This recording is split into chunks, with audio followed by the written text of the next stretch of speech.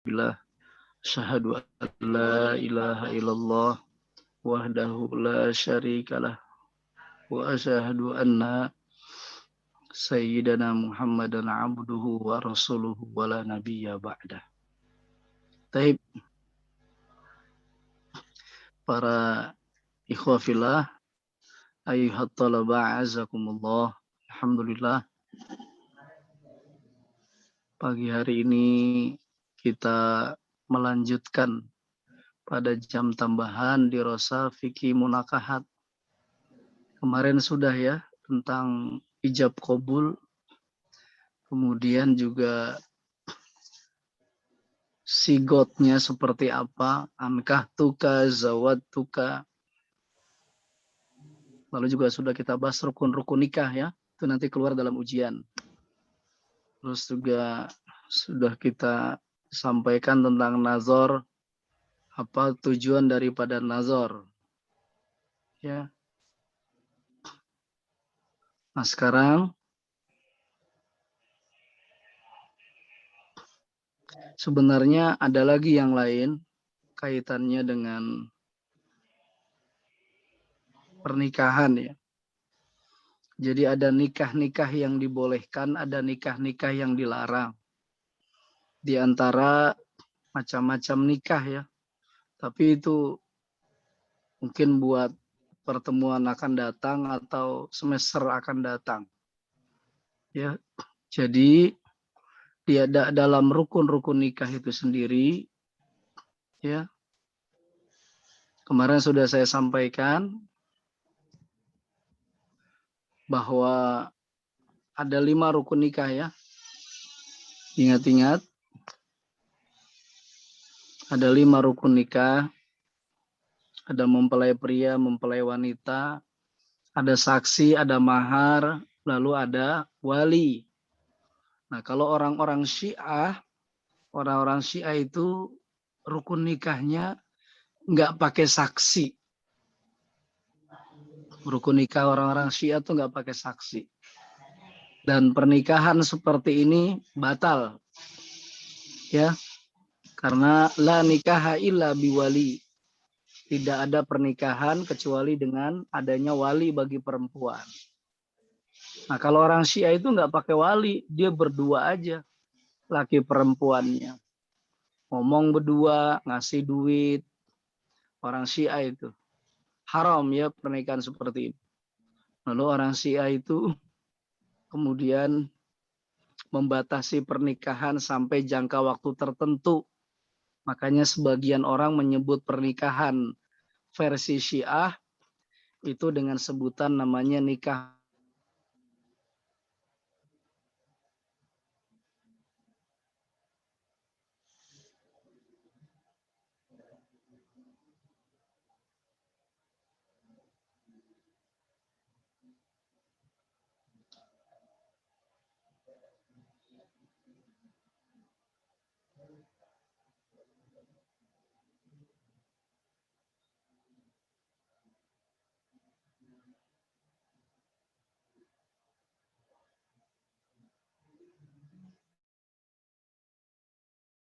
Jadi ada rumah gitu di Solo dan di situ terjadi kawin mut'ah. Orang bebas memilih laki atau perempuan di rumah itu di Solo. Ya. Jadi sebenarnya itu bukan pernikahan ya nikah mut'ah itu. Tapi hakikatnya adalah perzinahan. Naudzubillah min dzalik. Ya. Ini gambarnya kok Hitler ya. Sejak kapan Hitler masuk Islam nih? Hitler rupanya jadi santri sekarang. Apa hidup lagi kah Hitler? Monggo videonya dibuka ya. Yudi lama nggak muncul Yudi ini. Saya kangen dengan Yudi nih. Yudi gimana kabar Yudi? Sehat?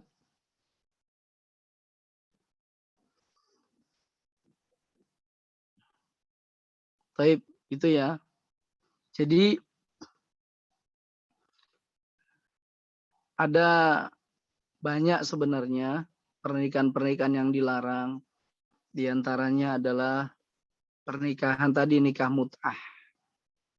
Ya, nikah muta itu dilarang. Tapi sekarang kita bahas tentang resepsi. Berbicara tentang walimatul urush atau resepsi pernikahan. Ya, sesungguhnya resepsi pernikahan itu disunahkan dalam Islam. Apa tujuannya? Supaya mengumumkan kepada masyarakat akan pernikahan itu sehingga tidak timbul fitnah. Karena kalau berduaan, padahal sudah suami istri, tapi orang nggak tahu karena memang pernikahannya nggak dirayakan meskipun kecil, maka itu bisa menimbulkan fitnah. Ya, terus dalam resepsi itu disunahkan untuk mengajak orang-orang fakir miskin yatim piatu. Ada di negara Arab atau negara Sudan itu. Jadi seorang yang menikah, kebetulan dia orang kaya. Ya, orang kaya dia. Antum tahu resepsi dia kayak apa? Rumahnya besar seperti lapangan bola. Dia taruh semua nampan-nampan berisi makanan lengkap. Lalu dia undang fakir miskin, ya, disuruh ambil makanan itu bawa pulang. Itu sunnah itu, bagus sekali. Hal itu lebih baik daripada pernikahan mewah yang hadir orang-orang mewah, tapi makanannya pada mubazir. Ini yang sering terjadi. Ya, atau tidak mendapatkan doa dari orang-orang fakir miskin, orang-orang duafa. Jadi sunnahnya itu resepsi itu ya jangan lupa untuk ada sodakoh kepada fakir miskin, tapi di sunnah. Kemudian dalam resepsi juga tidak boleh ada kemubaziran. Kemudian dalam resepsi juga tidak boleh ada yang namanya ikhtilat, campur baur antara tamu laki-laki dan perempuan. Ya, idealnya begitu. Tapi kadang-kadang di kampung kita sulit untuk bisa seperti itu. Tentu harus bisa disiasati meskipun tidak bisa ideal 100%. Ya, karena jangan sampai menimbulkan fitnah, masyarakat kita juga belum memahami tentang adab-adab dalam bermuamalah. Kemudian juga dalam resepsi, nah ini yang penting, ya, jangan bermewahan. Karena inti pernikahan itu bukan di resepsi sebenarnya. Inti pernikahan itu ya pada ijab kabulnya dan setelah pernikahannya. Kalau resepsi itu sunnah, itu hukumnya sunnah. Mau diadakan hanya keluarga saja, silahkan boleh. Mau diadakan hanya teman-teman dekat saja, boleh. Ya. Yang penting itu adalah perjalanan setelah ijab kabul. Uangnya ditabung, kemudian uangnya juga untuk bekal rumah tangga. Ya, karena kalau orang sudah berumah tangga, dia harus berpikir lebih luas. Kebutuhannya lebih banyak. Dia harus berpikir punya rumah sendiri.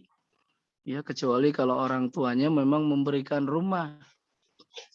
Ya, dia juga harus berpikir punya semua kebutuhan-kebutuhan rumah tangga yang pokok. Misalnya seperti apa?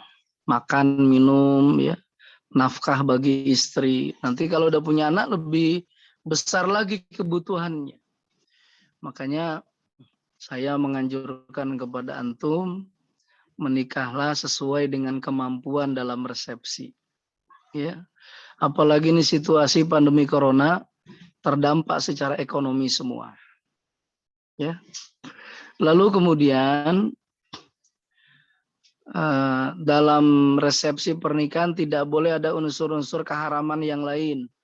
Misalnya ya dangdutan, ya itu termasuk sesuatu yang tidak diperbolehkan. Kalau lagu-lagu religi masih boleh lah, ya masih dibolehkan karena bermanfaat. Tapi kalau dangdutan, nah ini kurang baik, kurang tepat. Jangan sampai alumni Aroyan nikah, resepsi, konser dangdut. Nah, itu. Ya, yang paling baik itu ya tentu saja ada tausiah, tapi ini sunnah. Ya. Kalau orang Jawa nyebutnya ular-ular manten. Nah, jadi ikhwah, dalam resepsi pernikahan lakukan sesuai dengan kemampuan. Yang kedua, jangan ada unsur keharaman.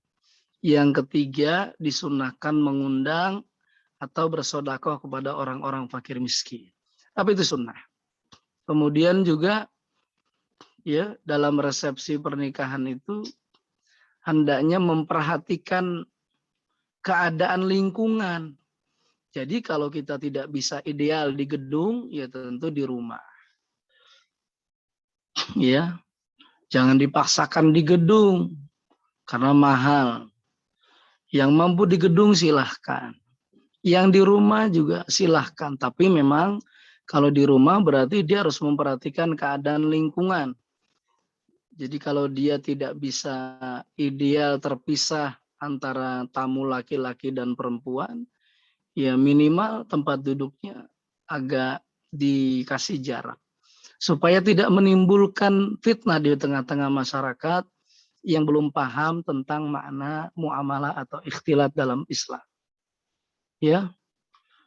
Nah, lalu juga dalam resepsi ya, penting buat kita juga yaitu tidak berlebih-lebihan.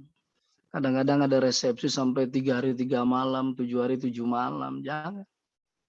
Ya, ngundang sampai ribuan orang. Enggak perlu. Enggak perlu harus begitu. Ya, enggak perlu. Kalau selebriti itu sekali undangan 1.000, antum bayangin. Pengantennya kekeselen, kecapean, salaman ribuan orang. Itu mulutnya juga udah kaku karena harus senyum-senyum kepada 1.000 orang. Jadi nggak harus seperti ini. Karena itu makan biaya besar, kemudian juga kelelahan yang hebat. Karena Islam sendiri memudahkan sebenarnya. Syariat Islam itu memudahkan. Kita sendiri yang mempersulit adanya resepsi itu sendiri. Nikah juga begitu. Nikah itu mudah. Mahar itu mudah. Cuma kadang-kadang kita sendiri yang mempersulit. Di beberapa daerah, mahar itu gede-gede. Sulawesi itu gede mahar. Di Aceh itu gede sekali di Sumatera. Besar sekali mahar. Mungkin cuma di Jawa aja ya, yang wanita-wanitanya tidak terlalu banyak menuntut ya di Jawa. Ya Anando ya. Anando paham nih insyaallah. Iya. Kalau antum tahu Sumatera itu maharnya besar-besar. Di mana lah gitu banyak ya. Sulawesi teman saya itu dulu maharnya itu harus rumah. Kalau belum punya rumah tuh belum boleh nikah. Nah ini sesuatu yang memberatkan. Padahal tujuan utama nikah itu ya keluarga sakinah mawaddah warahmah, menjaga kehormatan, ya.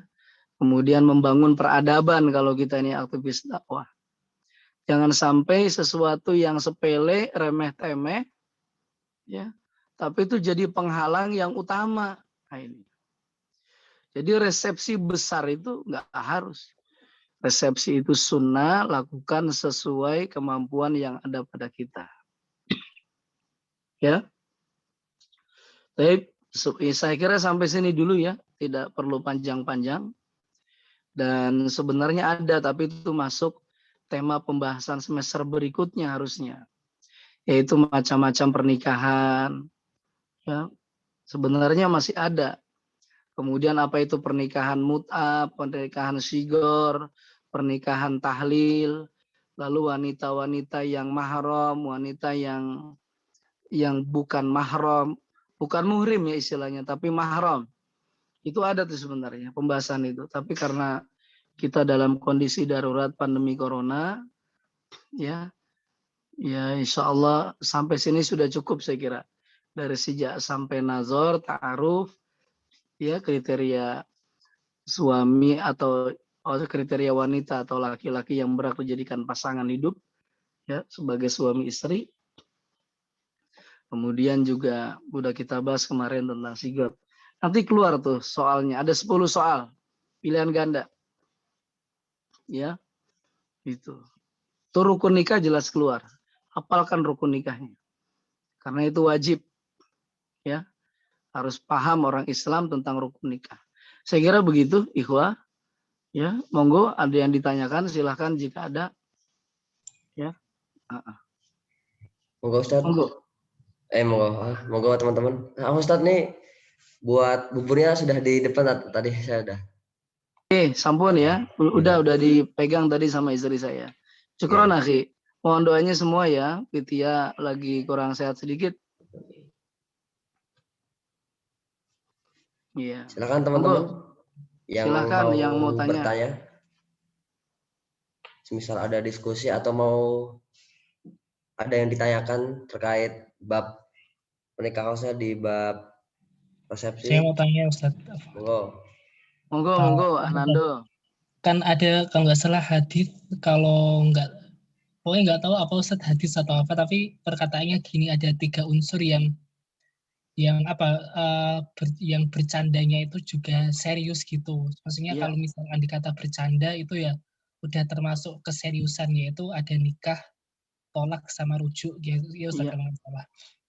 Jadi kalau misal ada orang tua gitu, ada seorang bapak punya anak perempuan, terus misal ketemu sama seorang laki-laki gitu masih bujang, terus cuma bercanda, kamu nikah sama kamu tak nikahin sama anakku sekarang loh. Nah itu kan bercanda, tapi udah jadi nikah, jadi udah nikahan. Itu gimana Ustaz penjelasannya? Saya masih. Iya, betul. Jadi dikatakan dalam hadis Rasulullah SAW, ada sesuatu kalau itu bercanda maka tetap itu jatuh keputusan. 1, talak ya. Talak tuh nggak boleh main-main. Ya. Jadi nggak boleh sembarangan. Kalau meskipun itu main-main maka jadi sah talaknya. Yang kedua nikah.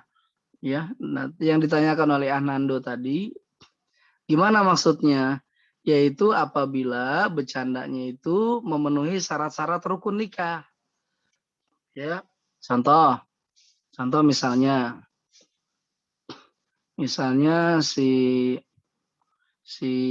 ada seorang bapak ngobrol sama seorang anak muda. Bapaknya nawarin anaknya yang perempuan. Mas, kamu nikah sama anak saya ya? Oke, saya nikahkan kamu dengan anak saya. Terus si laki-laki ngejawab. Di situ ada banyak orang yang melihat. Nah, jadi selama rukun nikahnya itu terpenuhi, maka sah nikahnya.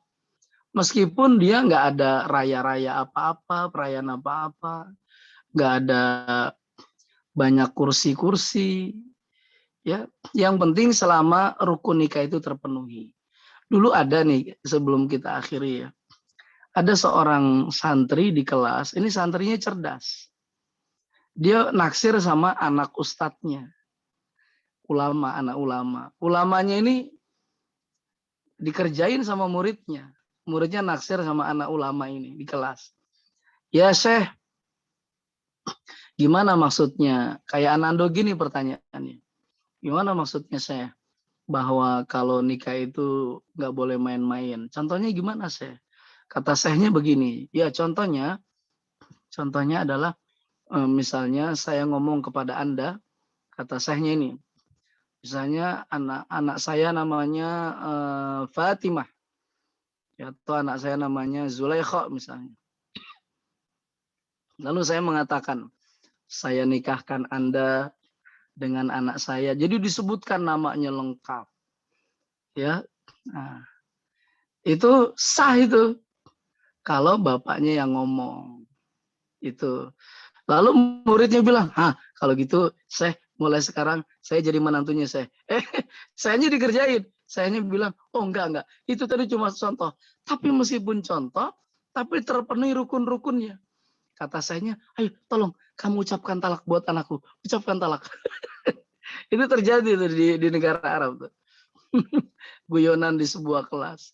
Karena sayanya ini kalau anaknya dilamar, sayanya nggak langsung nerima. Akhirnya dikerjain sama muridnya dengan cara-cara ya pertanyaan kayak Anando ini. Ya.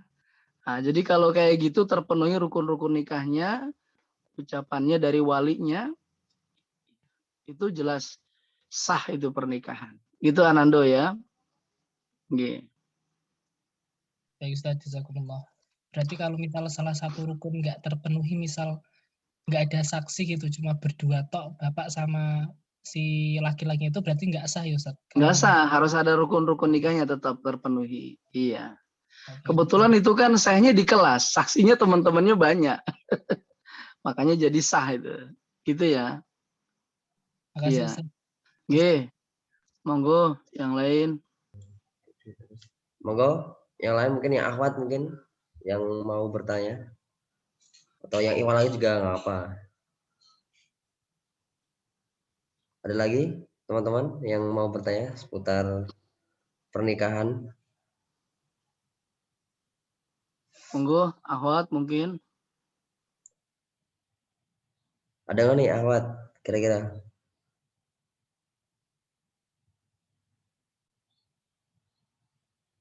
Mungkin sedang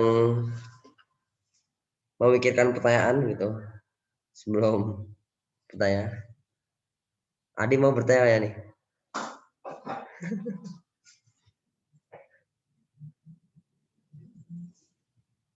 Monggo. Ini pertemuan terakhir ya, jadi bisa dimanfaatkan semaksimal mungkin nih, misal teman-teman dari pertama pertemuan di Rosa Islamiyah Fikih Munakahat ini punya pertanyaan dan belum bisa disampaikan, silahkan disampaikan gitu. Mumpung masih ada kesempatan ya, insya Allah.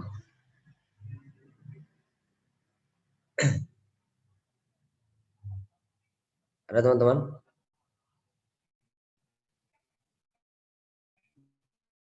Pertanyaan cukup Ustaz. Ini belum ada pertanyaan lagi dari teman-teman. Diakhiri saja. Jangan lupa ya, dipersiapkan Ikhwah. Insya Allah nanti ada ujian 10 soal pilihan ganda. Oh ini ada yang tanya nih, Alutfi nih. Ada yang tanya, mau Lutfi? Misal mau bertanya. Sepertinya masih menunggu Lutfi ketikan. Akbar. Monggo, wajahnya Lutfi itu yang mana? Apa wajahnya Lutfi aurat kah? Nggak kelihatan ini. Nah, itu Ustaz. Ini saya bacakan Ustaz, saya izin membacakan bagaimana caranya Muhammad untuk Lutfi, oh Masya Allah Lutfi yang Beki ya. Masya Allah. Gimana kabar nih Lutfi nih? Jadi nih sama yang pernah kita bicarakan. Ini pertanyaan Lutfi ini sepertinya true story ini. Bagaimana caranya untuk meyakinkan orang tua wali kepada laki-laki? Subhanallah. Jadi ini yang jadi kendala nih Lutfi ini. Ini Ustaz, Afwan Ustaz, kan mungkin kan Ustaz kalau misalkan dari statusnya sebagai seorang mahasiswa atau mungkin mahasiswi ya, mungkin kan kita lebih dalam di kampus atau mungkin di mana mungkin kita udah insya Allah ini udah yakin Ustaz. Tapi kan kita masih kita masih mahasiswa, terus kan mungkin juga dari penghasilan kita juga belum ada, tapi kita benar-benar niat lillahi ta'ala, kita ingin serius, kita juga ingin jauh dari maksiat, ingin menjaga diri gitu Ustaz. Nah itu mungkin itu bagaimana caranya meyakinkan satu orang tua Iya, kita, kedua memang. orang tua wali. Betul. Memang kadang-kadang yang jadi persoalan itu wali atau orang tua tuh belum sepakat, belum setuju. Ya ini. Kalau dari pihak akhwat biasanya yang kadang-kadang suka banyak pertimbangan berbelit-belit itu ibunya. Kalau dari akhwat ya, itu ibu biasanya. Ya, saya memaklumi karena ibunya yang melahirkan, yang mengasuh, yang merawat. Sehingga ibu seorang wanita tuh biasanya memang dia akan lebih detail, bahkan cenderung agak sulit untuk dikondisikan supaya menerima calon menantu laki-lakinya. Kalau yang bapaknya malah jarang sebenarnya mempersulit, ya. Meskipun ada juga kayak di keluarga Sumatera itu, keluarga Sumatera Padang ya, di Padang Sumatera Barat, itu yang paling menentukan tuh keluarga ibu. Keluarga ibu yang paling menentukan. Dulu saya pernah mau nikah dengan akhwat dari Sumatera Barat ya. Jadi bapaknya sudah sepakat, akhwatnya sudah sepakat, tapi keluarga ibunya belum sepakat semua. Nggak jadi saya menikah. Iya. Dulu tuh ya, udah lama itu. Sebelum saya nikah dengan istri yang sekarang ya. Jadi itu, ikhwah ya. Sehingga bagaimana meyakinkan dari wali si akhwat ya. Apakah itu bapaknya ataukah itu ibunya. Tentu yang perlu kita lakukan yang pertama adalah kita utarakan ya, ungkapkan ketika melamar ketemu sama orang tuanya, niat kita sungguh-sungguh ingin menikah. Itu satu. Yang kedua, kita bisa meyakinkan keluarga si akhwat bahwa kita laki-laki bertanggung jawab. Karena nggak ada orang tua yang mau memberikan anak perempuannya kepada laki-laki yang secara zohir ya, secara penampakan kehidupannya itu kurang meyakinkan untuk menafkahi. Nggak punya kemampuan. Makanya saya selalu mengatakan dari dulu banyak anak Aroyan tuh kepengen nikah di semester 1. Dari dulu udah ada itu. Ada dulu semester 1 udah pengen nikah. Semester 2. Saya bilang antum boleh menikah muda. Tapi bagi laki-laki dia harus punya kemampuan bertanggung jawab menafkahi. Karena laki-laki itu wajib menafkahi. Minimal menafkahi untuk berdua dulu. Dirinya, suami, laki-laki itu, dan istrinya. Itu minimal. Adapun rumah ngontrak apa segala macam, itu proses. Ya, proses dari kemajuan rumah tangga, ekonomi, dan sebagainya. Karena memang itu yang dikhawatirkan keluarga dari si akhwat. Ya wajar ya saya kira. Dia melahirkan anak perempuannya, membesarkan, menyekolahkan, apalagi sudah jadi kuliah, anaknya juga bagus, banyak yang senang. Tiba-tiba datang laki-laki yang itu secara lahiriahnya itu belum meyakinkan. Nah, makanya saya selalu mengatakan, apapun kita ini laki-laki, baik masih kuliah maupun sudah lulus, kita harus betul-betul bisa untuk menafkahi. Ya, kalau masih kuliah, ya tentu dia harus cari nafkah sambil kuliah. Itu begitu. Kalau dulu saya menikah itu, ketika itu saya pulang dari salah satu pulau di Indonesia, saya sudah niat pulang dari Ramadan, safari dakwah, saya akan menikah. Betul, saya pulang langsung menikah. Itu. Terus ditanya, buat nafkahi apa? Ditanya sama keluarga saya, ditanya sama orang tua. Kalau sama keluarga istri, saya malah nggak ditanya persoalan itu, karena mereka percaya pilihan anaknya, itu ya. Nah, jadi yang ketiga, akhwatnya juga harus bisa meyakinkan kepada keluarga, pada orang tuanya, atas pilihannya. Dan sebelum si laki-laki itu datang melamar, ya akhwat harus bisa menjelaskan profil dari calon laki-laki yang akan melamar. Pak, Bu, ini ada laki-laki yang mau melamar aku. Laki-lakinya begini, gitu. Dibantu oleh akhwat. Jadi akhwatnya jangan diem aja. Gitu ya. Dan ikhwani juga harus bisa meyakinkan. saya siap untuk menafkahi anak bapak, gitu. Nanti orang tua itu akan tanya, aktivitasnya apa, Dek? Ini bahasa halus orang tua ya. Karena kalau orang tua nanya, kamu kerja apa, gaji berapa, itu kasar. Nanti menyinggung, nggak patut. Tapi biasanya orang tua awal tuh akan bertanya, adik aktivitasnya apa, tinggalnya di mana, gitu. Aktivitas itu maknanya kerja apa, kesehariannya apa, kesibukannya apa. Itu bahasa orang tua awal biasanya kesehariannya apa, kesibukannya apa. Ya. Dan bagaimana kalau misalnya ikhwannya orang kaya yang membiayai orang tuanya, boleh-boleh saja. Silakan, tapi tidak boleh selamanya yang membiayai orang tua.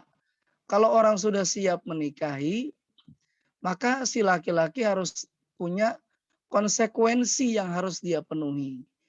Karena laki-laki punya kewajiban menafkahi. Ya, begitu Alutfi ya. Jadi harus bisa meyakinkan. Saya pribadi nih ya, saya tidak menganjurkan laki-laki menikah kalau dia belum bisa untuk menafkahi.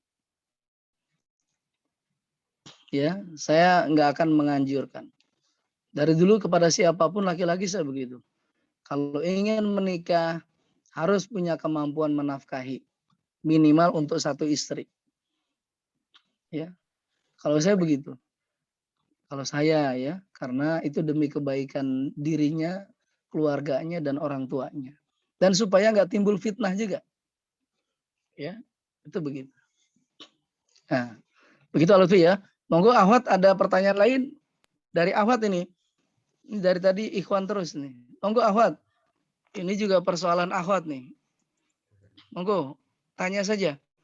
Tanya apa adanya nggak apa-apa. Monggo. Monggo, ya Ahwat silakan. Ini diberikan kesempatan untuk bertanya. Misal nggak usah malu-malu ya. Nih, insya Allah ada yang bertanya dari sana. Ada yang WA nih, chat.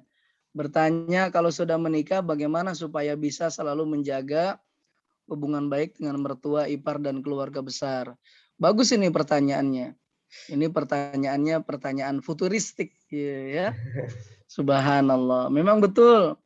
Banyak rumah tangga itu kurang akur dengan keluarga dari suami atau istri. Banyak nih. Biasanya yang paling susah akur adalah menantu perempuan dengan mertua perempuan. Itu susah itu. Itu proses susah. Kenapa bisa begitu? Ya tadi, karena dia berasal dari dua keluarga yang berbeda. Yang kedua, kadang-kadang menantu belum bisa membawa diri, menempatkan diri di rumah mertua. Memang nggak enak tinggal di mertua, ya. Ya mau ngapa-ngapain ya kedengeran, ya toh, nggak bisa bebas. Kalau ada pertengkaran kecil, orang tua mesti nanti akan ikut campur, runyam jadinya. Padahal rumah tangga itu wajar kalau terjadi pertengkaran kecil, itu wajar. Mohon maaf, saya udah banyak menjumpai ada orang bercerai itu gara-gara orang tua atau mertua, itu banyak itu karena ikut campur. Ya. Padahal rumah tangga tuh biasa, ada kelahi-kelahi kecil tuh biasa. Selama nggak kelahi secara fisik, ya. Kalau sudah fisik ya nggak benar itu. Misalnya main mulut, marahan, diem-dieman. Itu biasa rumah tangga itu. Nabi aja begitu kok. Ya. Nah, maka gimana supaya tetap menjaga hubungan baik? Rutinlah silaturahmi kepada mertua kita, ya, ipar kita, ya. Harus itu rutin silaturahmi. Kalau rumahnya dekat bisa datang. Kayak saya gini jauh, saya Jakarta, istri Klaten. Maka caranya gimana? Saya sering pulang ke Klaten, setiap Ahad saya pulang ke Klaten. Ya, meskipun ya kadang ngobrol aja, kadang saya cuma tidur aja di Klaten. Ya ngobrol banyak, terus kemudian juga main bareng, jalan-jalan bareng. Ya, terus kalau kita datang ya bawa makanan, bawa minuman, bawa hadiah, oleh-oleh. Karena keluarga suami adalah keluarga istri. Keluarga istri adalah keluarga suami. Ketika kita menikah, kita bukan hanya menikahi anaknya, tapi juga kita harus berkeluarga, bersaudara dengan keluarganya juga. Ya, penyatuan bukan hanya dua individu, tapi penyatuan dua keluarga besar. Itulah pernikahan itu. Ya, jadi harus silaturahim. Kalau jauh bagaimana? Ya istri saya sering nelpon orang tua saya. Ya, sering nelpon bapak saya, ibu saya, sering nelpon adik saya, sering nelpon kakak saya, sering WA, hampir tiap malam. Ya, begitu cara kita mengambil hati dari ipar kita, mertua kita. Terus ada perhatian. Kalau misalnya dalam panas, masih panas. Misalnya kalau ada orang tua kita sedang kurang sehat, mertua, ipar, kita menunjukkan empati, simpati, perhatian, pertolongan. Itu begitu. Lalu kalau ada acara-acara agenda keluarga besar, agenda bareng, kita hadir di situ. Saya hadir acara terah dari keluarga mertua. Saya rutin hadir. Bahkan saya jadi tausiah rutin saya. Fitia pernah bawain surat tausiah Tasmi Al-Ikhlas. Fitia pernah. Ya. Begitu juga kalau ada acara-acara di Jakarta, istri saya datang. Tapi ini karena kondisi corona ya. Kalau keluarga saya ada yang sakit, istri saya memberikan obat. Dikirimkan dari sini. Ya, bisa juga berupa hadiah apa? Hadiah uang, hadiah apa? Baju. Jadi itu caranya. Supaya hubungan kita baik ya dengan mertua. Kan mertua itu kita anggap seperti orang tua kita sendiri. Ya, kita perlakukan seperti orang tua kandung kita. Kita cintai, kita hormati, kita sayangi, kita perhatikan, kita bela. Begitu ya, akhwat fillah ya. Nah ini makanya jangan sampai setelah menikah kita fokus sama anaknya, sementara orang tuanya, mertua kita sendiri nggak pernah kita urusin. Salah itu. Disinilah sesungguhnya kedewasaan dalam berumah tangga. Saya nggak sepakat kalau ada orang yang berumah tangga bilang begini. Ngapain sih sering-sering ke tempat mertua? Kan anaknya itu kan wajib taatnya sama antum laki-laki sebagai suami. Nggak gitu juga. Lebih-lebih kalau kita menikahi pasangan kita yang berasal dari kultur Jawa. Oh harus tahu. Kultur Jawa itu kekeluargaannya sekali. Contoh, ya orang Jawa itu kan dia pengen minta dikunjungi. Dulu saya ketika awal nikah, mertua mewajibkan sepekan sekali. Saya coba dulu sepekan sekali. Tapi lama-lama nggak bisa. Tapi saya ngomong, istri saya ngomong, mohon maaf ini Bu, Pak, Mas Hakim nggak bisa tiap pekan karena banyak agenda di Solo. Ya sudah nggak apa-apa. Akhirnya 2 pekan sekali. Paling sedikit sebulan sekali. Begitu cara hubungan baik. Ya, jangan sampai kita tuh diomongin, lama nggak kesini. Ah itu udah bahasa sindiran itu. Lama sekali nggak kesini, sibuk ya. Gimana kabarnya lama nggak ketemu? Itu udah bahasa sindiran itu. Kalau bagi orang Jawa tuh begitu. Ya. Nah itu. Begitu akhwat fillah ya. Jadi baik-baiklah. Terus dalam sholat kita doakan mertua kita. Ya ipar kita doakan. Ya kita doakan ya Allah. Saya selalu mendoakan tuh. Bapak Ibu Klaten, Bapak Ibu saya sendiri di Jakarta selalu saya doakan. Setiap hari saya doakan.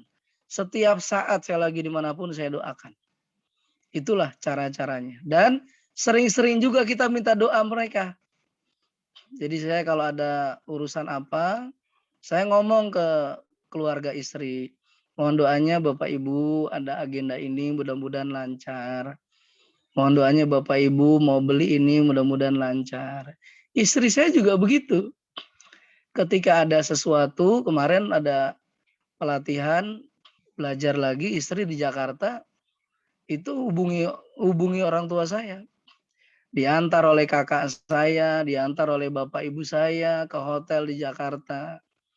Oh, seneng banget itu. Ada rasa kebanggaan. Dan itu apa namanya? Nggak akan mungkin bisa terjadi kalau nggak punya hubungan baik. Alhamdulillah istri saya bisa pelatihan di Jakarta sampai 2 kali pelatihan dengan biaya 30 juta gratis. Ya, saya selalu bilang ke istri, kita semua berdua ini harus baik-baik kepada orang tua kita. Jadi jangan pernah manggil bapakmu, nggak boleh. Ya, jangan pernah manggil ini ibumu, nggak boleh. Tapi ngomongnya ini bapak kita, ibu kita. Ya, jadi begitu. Saya selalu mengajarkan kata-kata begitu kepada istri. Jadi misalnya bapak Klaten, ibu Klaten, bapak Jakarta, ibu Jakarta. Itu minimal itu. Atau bapak kita di Klaten gimana ya?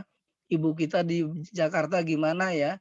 Itu begitu, bahasa-bahasa itu tuh harus kita jadikan sebagai kultur dalam menyebut mertua, ya, supaya kita pun juga makin punya kedekatan. Orang tua juga merasa bangga, pasangan kita pun juga merasa bangga karena orang tua kandungnya begitu dihormati oleh suami atau istrinya. Begitu ya, akhwat fillah ya, ikhwah fillah semua. Oke, monggo ada lagi terakhir dari akhwat lagi monggo. Monggo.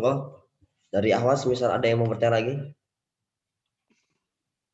Ini perjumpaan terakhir nih di Rosa Semester ini. Jadi Ya. dimanfaatkan dengan maksimal ya teman-teman, silakan. Terakhir.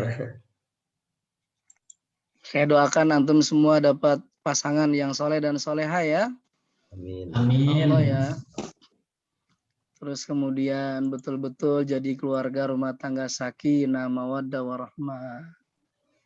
Ya, baik ya hubungannya dengan keluarga, mertua. Tapi ingat ya yang laki-laki, antum kudu punya maisha ya. Kudu punya maisha, penghasilan, kehidupan, supaya bisa membahagiakan. Ya nanti antum akan tahu, kalau jadi suami itu, wes fokusnya itu istri.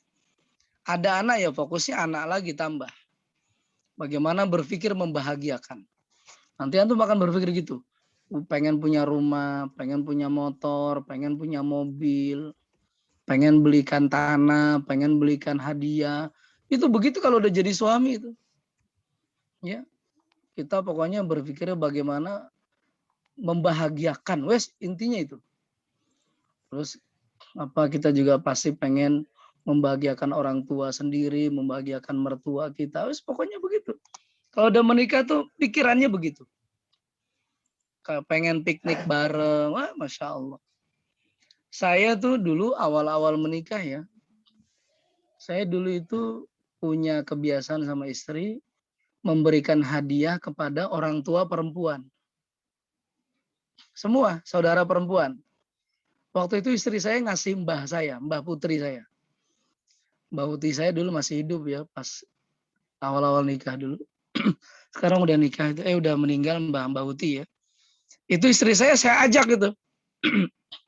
Saya ajak pertemuan ke tempat mbah saya, terus ngasih hadiah. Oh, mbah saya senang sekali. Kalau mbah kakung saya udah meninggal sebelum saya menikah. Ini mbak Uti saya senang sekali. Kalau istri saya datang tuh senang sekali. Karena podo-podo Jawa ya. Ya ngomong apa, ngobrol. Senang sekali. Sayang betul. Mbak Uti saya tuh baik sekali. Gak pernah marah beliau.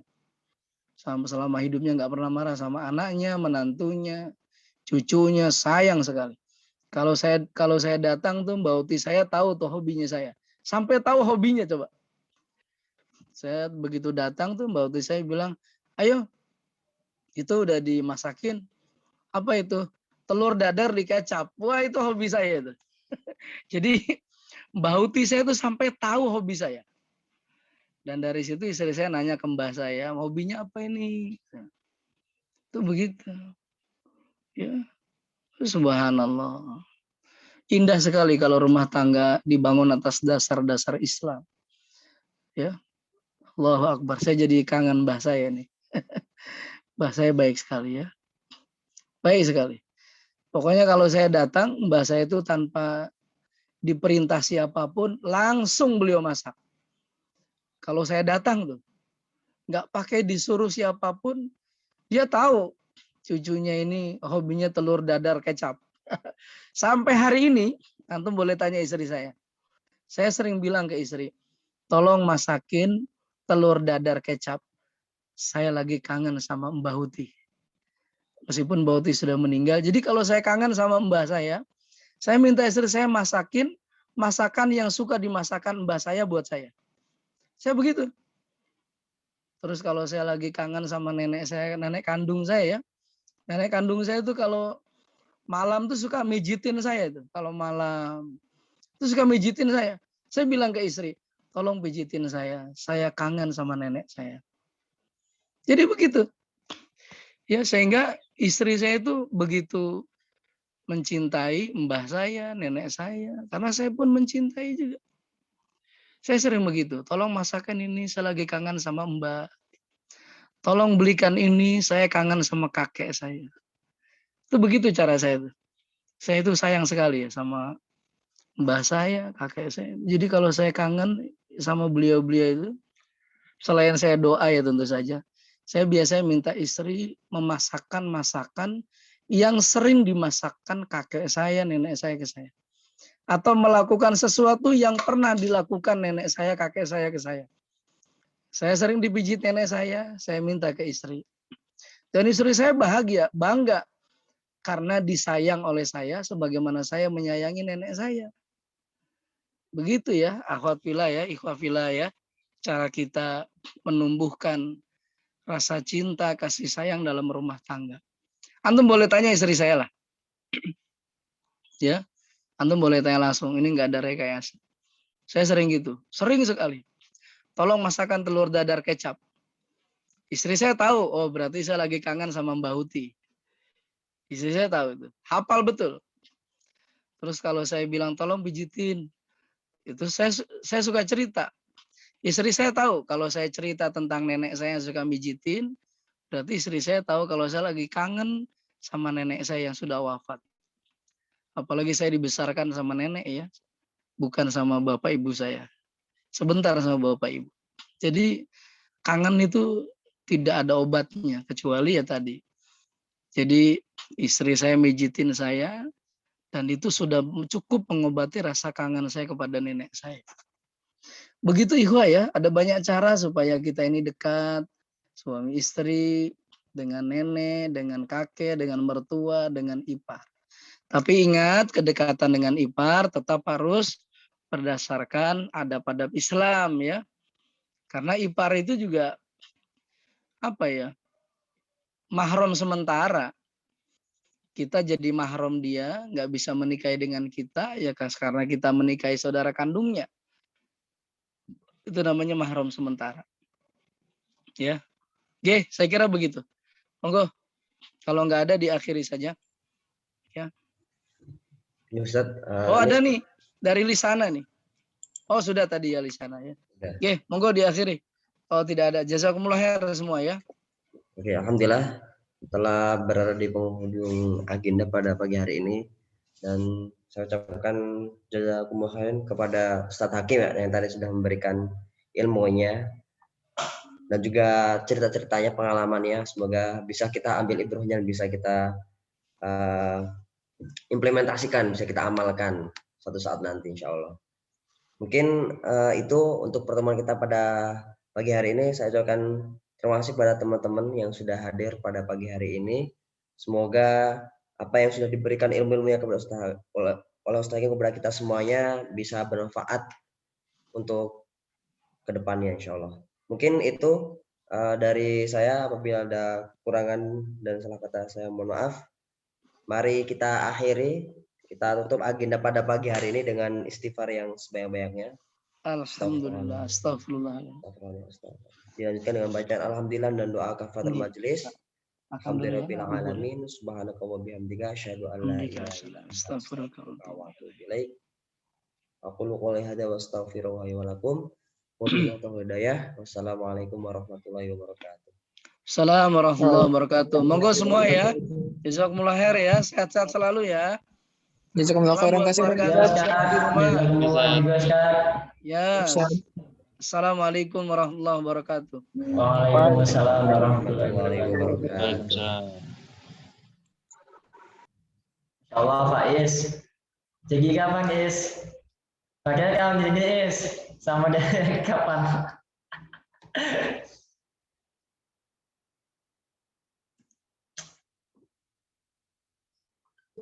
Kuis Di Bapak Iman. sisa sopo Is. Sisa. Mar, jaketnya udah sampai, Mar. Udah, makasih ya ya.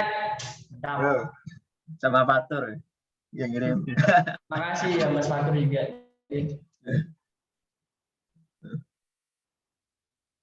Sampai jumpa teman-teman. September saya pulang ke Pesma. Balik, Mar. Udah pindah. Udah keluar. Balik, Mar. Udah diusir. Wisuda kapan?